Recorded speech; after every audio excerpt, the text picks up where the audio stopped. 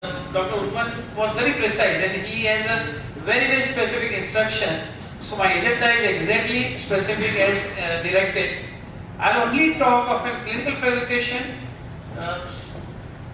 typical, atypical, how to diagnose, very important test and tips for management, because most of the discussion we will take on that.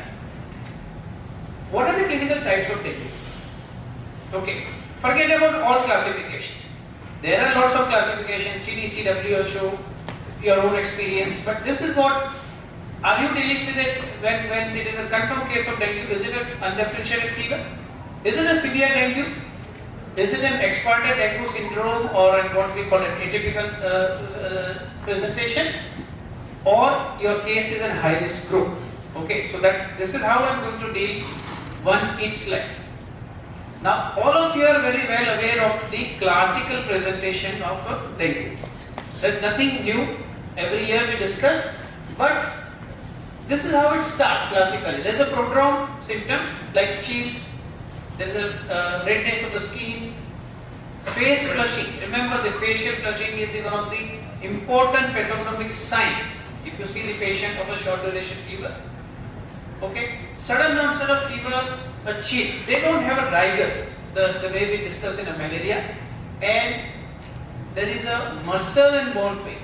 Okay, this is how one of the important differentiating fever. So on the right side, you are already seeing this. What are the classical presentation symptoms? Typical case, so will have a sudden high-grade fever, severe headache, pain behind the eyes, joint and muscle pain. So basically, actually, this flavivirus syndrome is coming under a fever and myalgia group. If you say remember the technovirus, there will be a sense of fatigue. Remember, the fatigue sign is there. It is extreme. It is one of the warning signs. There may be nausea and vomiting or aversion for a food. Usually, skin rash which appears 2 to 5 days after the onset of fever. So if you have a skin rash on a day 1 or day 2, probably you need to consider the differential diagnosis. And sometime in a classical case, you may have some small bleed while brushing, okay, or easy bruising. When you deal with this kind of a situation, short duration fever, always look at conjunctiva because that's a warning sign. Face flushing because it's a sensitive and a specific sign for a dengue infection. Classically, it does not cause an upper respiratory tract infection sign, but if you examine the throat, you will have inflamed pharynx. Okay. There may be lymphadenopathy, which is, I think Vipul, you will agree, in the cervical area. Yeah. Nausea and vomiting is there. Non-productive cough, remember this, because you have to differentiate viral versus bacterial. If you have a productive cough from day 1 and day 2, probably you are dealing with the lower respiratory tract infection. If you have a tachycardia, bradycardia, and conduction defect. So when I am saying a typical case, presentation or a patient will complete typical, but we have to look for atypical signs when you have this kind of a patient. Sometimes the symptoms will be mild and can be mistaken from a simple viral infection. Remember, no infection, we should go away with the term simple fever. It is a fever, whether it needed attention or not, or is there a warning sign or not. Younger children and people who have never had an infection before, they tend to have a milder complaint. Now remember, if it is actually a bad if you have a good immunity and if you get a dengue infection. A good immunity always react with the dengue virus and you have more profound complication and symptoms. If you are malnourished, probably you will never have a complication of dengue. Okay, but if you have a good immunity, very well nourished, good immune response, you may have so many complications. That's why younger children and sometimes older people may not have a classical symptom, but you need to look for this. These are the list of warning signs. This is from the WHO 2015 document, which is a part of an Indian guidelines. Recurrent vomiting, third space collection like a diffusion, ascites, minor bleed from a different side. Okay, just gum bleeding may be there. The patient complained of abdominal pain. Even in last week I had a 3 patient, young 14-15-year-old girl. Only complaint was a short duration of fever and very discomforting pain, and when a patient was examined, it was a bronchitis. Okay, so this is where it is. If patients say I'm getting a palpitation by standing up from the bed or by going to a washroom, that's an actually warning sign. Hepatic dysfunction or a palpable liver, that would be there. Of course, reduced urine output. When you analyze the complete blood count, very high hematocrit. More than 45% is one of the important area. Narrow pulse pressure, rapid blood pressure and hypotension. So these warning signs, patient may not tell any time. It is our job to find out whether this patient have any warning sign or not. These are the high risk group, and as I said in malaria, pregnancy with the viral illness is a high risk group. All infant and elder, because they may not have a typical symptom because of different immunity. Obese patient, peptic ulcer disease. Somebody is having a known peptic ulcer disease may bleed initially. G6PD deficiency, thalassemia, because thalassemia, when they develop even a parasitic infection, they should be considered as a complicated malaria. Coronary artery disease. So these are the common patients. If you have a diabetic, okay, HIV infected people, these are the high risk group. You need more investigation to confirm whether they have a dengue and try to get a typhoid. These are the extended dengue syndrome. Like so many patients comes to my center with encephalopathy. They will have a short duration fever, altered sensorium, one history of convulsion, and your NS1 is positive on day 3. Okay. GI involvement, acute hepatitis and acute fulminant hepatitis has been reported. Okay. Sometimes right hypochondrial pain, history of fever, your sonography will say the acapulous cholecystitis and your dengue is positive. Okay. So these are all which is listed either an extended syndrome or atypical cases with the dengue infection. What are the differential diagnoses? I think we are all going to discuss this, so I am skipping this slide. Coming to a precise diagnosis, this is a list of diagnosis tests. Okay, we need to use a judicially. All of you know that non-structural protein 1, which is an ELISA base, is a hot favorite NS1. You need an IgM ELISA.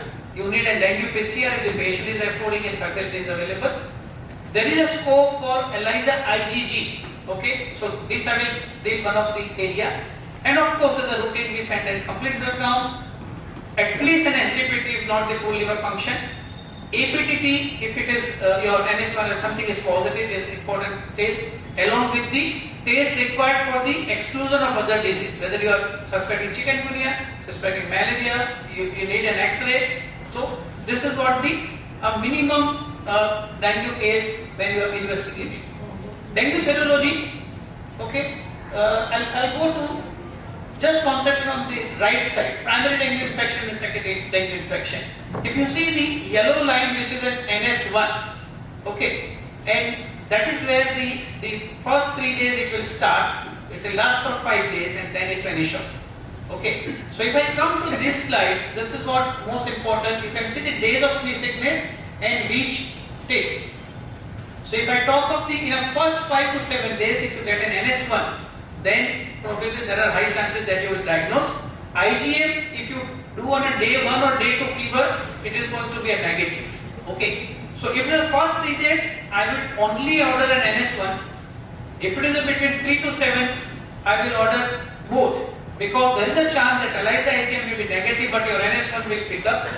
IgG is important for your second infection of a dengue, okay, and in a later part, yes, it is a protective. And viremia, remember, if you get a PCR on after a 1 week, probably dengue PCR may be negative. Okay, so PCR is not always a diagnostic for dengue infection. Okay, most of the time we use for a surveillance, serosurveillance, whether it's a DEN 1 or DEN 4 or 2 or 3. So this is the selection of the test depending on your patient, and that's why clinical history taking from which time or day fever started, that matters the most. So unnecessarily more costing and false negative would be avoided by taking a proper history. Natural course of dengue we need to understand, because that is how we should approach as far as the management is concerned. Febrile phase usually lasts up to 7 days, but most common up to 2 to 7 days. Then you may have a biphasic fever, which I have already said. Critical phase, which is the second phase, where it lasts about between, if you have a fever today, it will usually be day 3 or day 4 of a fever. This is the area where there is a lot of plasma leakage, and that is the pathogenesis by patient will have a multi-organ involvement. And this is the phase where you have a dengue patient convert you to dengue hemorrhagic fever and dengue shock syndrome. And then the last part is after 1 week, a proper treatment or untreated patient will have a recovery phase. Usually recovery phase is between 2 to 3 days at the end of, and at that time what the mistake we make is we continued lots of intravenous fluid and sometimes we'll end up with the volume overload, which is a complication. So this is a natural history of a dengue, and this is exactly what we should plan our management. Management, the most important, if it is a confirmed case, a physical rest is must. Remember, that's the most important sign. Antipyrethromic, only remember paracetamol, because most of the cases or need this. You should not use other drug in a violent area because of the possible reactions. Oral fluid, what is happening here, pani pijo 5 liter, 6 liter, it's only plain water. They don't take any, and that's sometimes causes the dilution problem. So ORS should be added, or a simple nation fruit juice. If you are planning for, I am not going into all detail, but if you are planning at your level, the base fluid will be either a ringer-lactate or normal saline, dextran, and in a tertiary care in a critically ill patient 5% albumin. Platelet transfusion, I think we need to discuss. There will be a lot of question on platelet transfusion, blood transfusion, and fresh frozen plasma. And always remember, the management of a comorbidity and other complication is more rewarding in saving the patients of a dengue fever. I think this will discuss. I'm skipping these slides. Should we do an add-on drug? Yes, there is a definite role. Proton pump inhibitor, H2 blocker, because these are the areas. Suppose practical the patient is there. Leucovorin has a definite role in recovery, but never forget the folic acid, and zinc is one of the very good antiviral, which there are no specific antiviral available, so zinc is always a good supplement. I think I'll end with this as a last slide. We will discuss how frequently CBC, antibiotic use, platelet, and all that. So thank you for just recalling the dengue.